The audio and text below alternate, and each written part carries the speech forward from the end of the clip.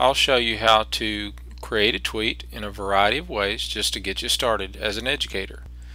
First, log in at twitter.com, and then as you can see here, this is typically what you'll see in a browser. You'll have some suggestions of different people or companies that you might want to follow. Notice right below my name are tweets that you may have done, the people you're following, and your followers. This is a brand new account, so you can see that I don't have any of those right now. So I want to compose my first tweet.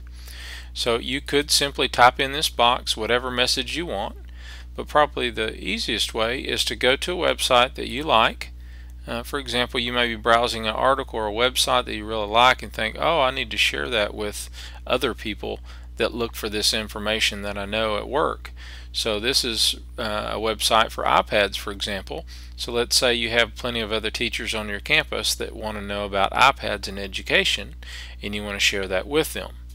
There's a couple of techniques. I'm just going to show you a few, but one is simply copying this web address. So let's look at that. I'm going to right click copy, and then over here on my Twitter page I'm going to paste that, and you can see it's going to be pasted in there. Now right now I don't have any followers, so show you a couple of techniques where you can start gaining followers. Don't give up the first couple of months. You may not have that many followers, but as you start posting tweets on a regular basis, you'll start getting followers based on common interests. So I'll type in this web address, or paste in this web address, and then I'll include things. For example, I can type in what's called a hashtag, and then I can do a search. If you do a Google search for hashtags for education, you can find some common ones. One of those is iPad Ed, and then I can also put in EdTech, which is educational technology, and then you may have a couple others that you come across. So again, you could do a Google search for educational hashtags, and you could come up with a list. Those happen to be two that I use when I'm sharing out Web 2.0 tools or other tools that are online related to iPad. Now again, what I'm about to do is share this web address with anyone that searches for iPad Ed or EdTech. So for example, if you were looking for tweets related to this, you could click Discover and type in iPad or iPad Ed or EdTech, and you would see this particular tweet. Now if you know a person on Twitter and you know their username, you could type their username in. So for example, I could type in this one.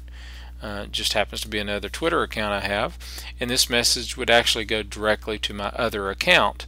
Or you may list a couple of other friends to mention, hey, JP, check this out, and you've put in their username. Notice this number at the bottom lets you know how many characters you still have left to type in this box. You can expand this box by dragging it down here. Also, you can include a picture, and you can include a location if those two items might be important to this information. So I'm going to go ahead and add a little note here and just say, check this out. And as I type that information, again, it tells me how many characters I have left. So let's say that's my tweet. So I'll click tweet, and then you have sent your tweet. Anytime you need to go back to see what tweets you've sent, you can click right here. If you made a mistake, you can always delete it, but keep in mind others have probably already seen that tweet.